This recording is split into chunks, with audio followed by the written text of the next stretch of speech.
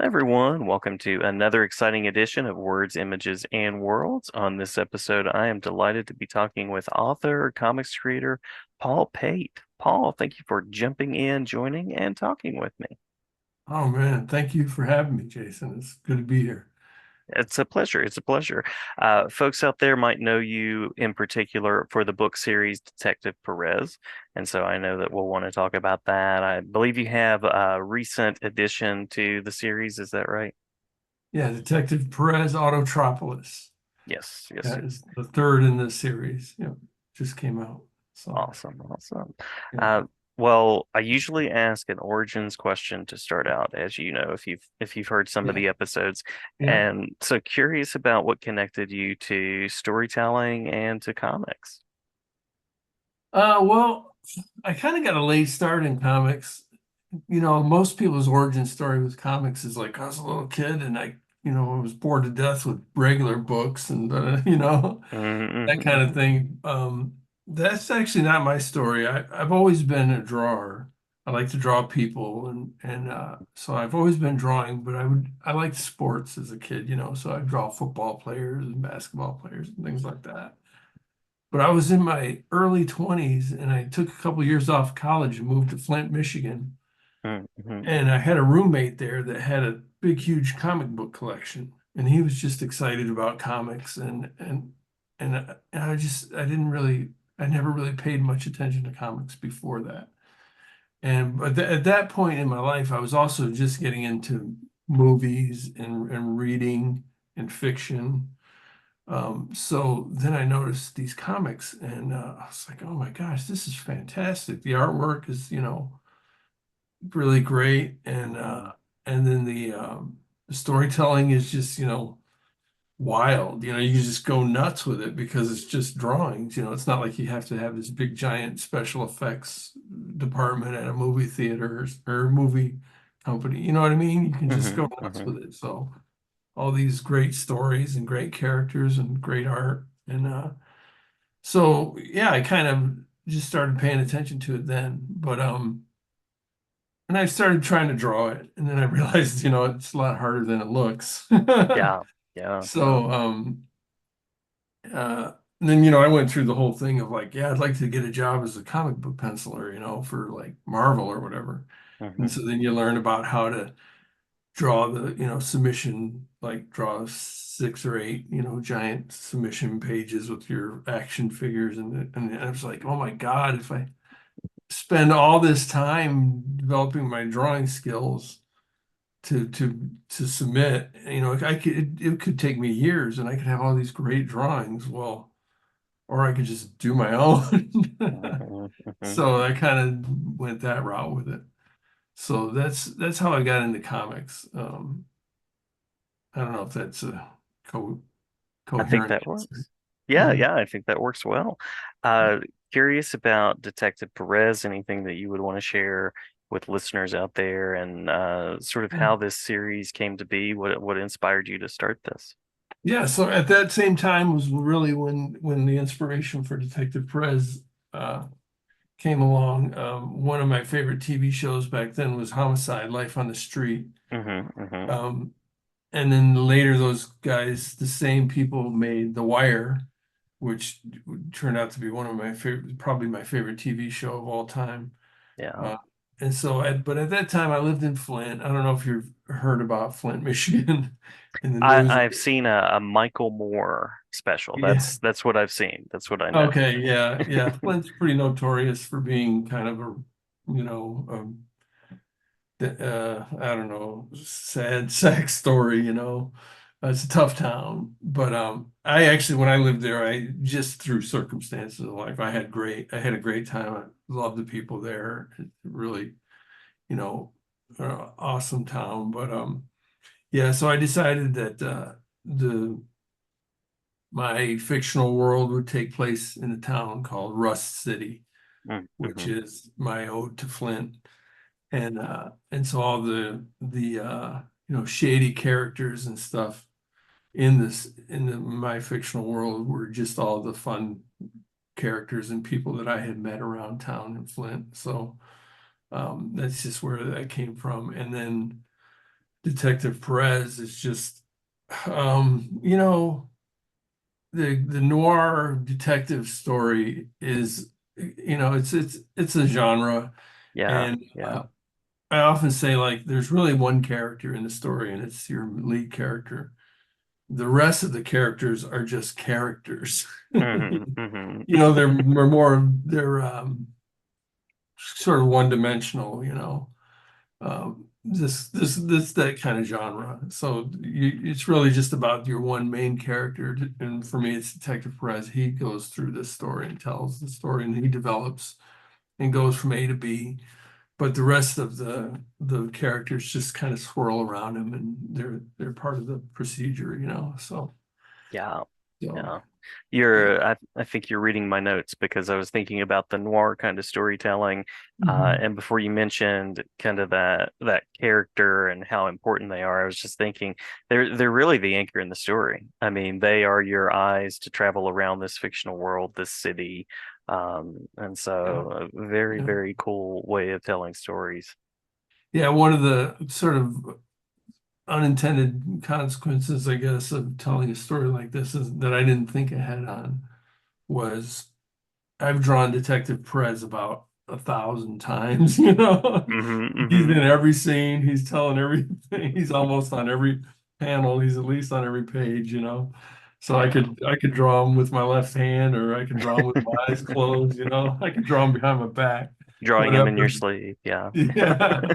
Yeah, but yeah. So I think I've got like over 600 pages of Detective Perez. So Wow. Wow, that's very impressive. Very impressive. thanks. Yeah. So that's a lesson in choosing character designs that you enjoy replicating. If you're Yeah, if yeah. you're Well, doing a character so centered. luckily for me, Detective Perez has a black coat, black Hmm. pants, white shirt, and a black tie. If I had given him like a black plaid coat, that'd have been a Oh nightmare, yeah. Oh yeah. Yeah. So You would not want to be looking at plaid anytime soon, I'm sure. that's right. These are things you got to kind of think through. Yeah. But Um, oh, go no, ahead. Sorry. after you, by all Yeah, means. it was the early 90s when I came up with Detective Perez, but my first book was published in 2011. So I had lots of starts and stops Yeah. between the for those through those years, to kind of refine my character. I mean, he didn't change too much, but you know, just it's kind of um, you know, I don't know. It's a big task to make up 200-page graphic novel. Hmm, So hmm. you got to be ready in life. You got to be in a place in life where you can do it. And Yeah. so it just took me a while to get there. And yeah, and you got to be. I for me, like stories don't just come like I have friends that are so creative, and they just have stories coming through. Oh yeah, I got this idea for that and that idea for this. And I'm not like that. I mean, for me to come up with a story is exhausting. So yeah, it just took that long for it to come for it to develop and everything to come together. So Yeah. it's been a long, long time. The first book was published in 2011. The third one I just published this year. So that's what, 13 years later. Hmm. So I mean, this whole journey has been like over 30 years. Yeah. Yeah. So I was going to say every book is a journey, and every author kind of goes on a journey. yeah, It yeah, takes all the different sorts of pathways yeah, when you're yeah, creating. for sure. Yeah. Yeah, I love like I was watching your episodes. And every creator has their different Hmm. story. Yeah, It's just yeah, I love it. It's yeah, great. yeah, yeah. It's very, very human work for sure. Yeah, yeah, yeah. It's a people thing for sure.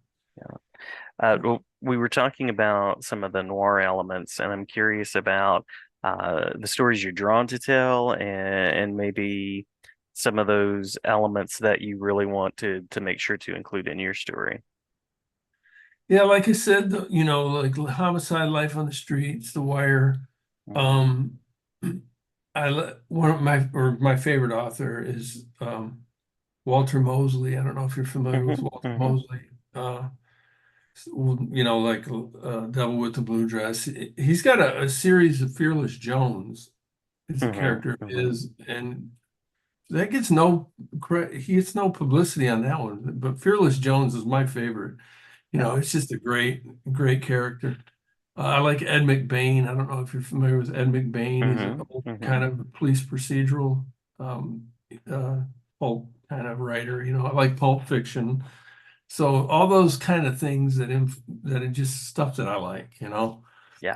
Shoot 'em Yeah. up, bang bang. This last one, Autotropolis, I was like, I think I just need some like cars and motorcycles and big engines and stuff like that. And so that's where I'm like, what can I do to include that kind of stuff in there? And Yeah. so that's where the Autotropolis story came from. But yeah, so I just take stuff that I like, and one of the things that I like is just odd characters, people that are just goofy and weird and funny and so Detective Perez is kind of a straight guy, he's just Yeah. he he's mellow, but he gets put into situations that stressful situations and pressure and to see how he's going to respond. So yeah, that's the kind of stuff that I like. And then it's a comic book too. Hmm. So you Hmm. can't just have talking heads and every once in a while, a gun. Right. The first one I had to have some vampires in it, and this one Absolutely. I had to have the big Mac machines and shoot them up and stuff like that. So yeah, it's you gotta have something exciting in there too. So Yeah. yeah, just Yeah. all the stuff that I like, that entertains me. And I figure that's my best shot at you know, coming up with something that might entertain somebody else. So Yeah. that's the goal. When you were talking about unusual characters, I imagine from the writer perspective, that's got to be fun crafting as well, just to try to come up with sort of these personalities and how they're going to interact and what Detective Perez is going to do with them. Yeah, yeah, it's great. One of the things I don't know how I'm always fascinated how people come up with their stories, like it's kind of a cliche, but do you great come up with the character first? Do you come up with the Hmm. story? Hmm. I don't really, it's for me, so it's like pulling teeth. I mean, it's hard for me to piece everything together, but if I can come up with a couple of funny characters that I find interesting, then I just put them in a situation and then start writing, Hmm. and the story kind of tells itself, and then I just have an idea how it might end.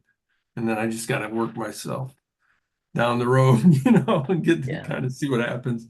So I kind of just try to entertain myself, and hopefully like I said, hopefully it entertains the reader too. So, Well, and everybody has their process too. Some people start with like, I know they're going to get here. They're going to climb the mountain, and now I have to get them there.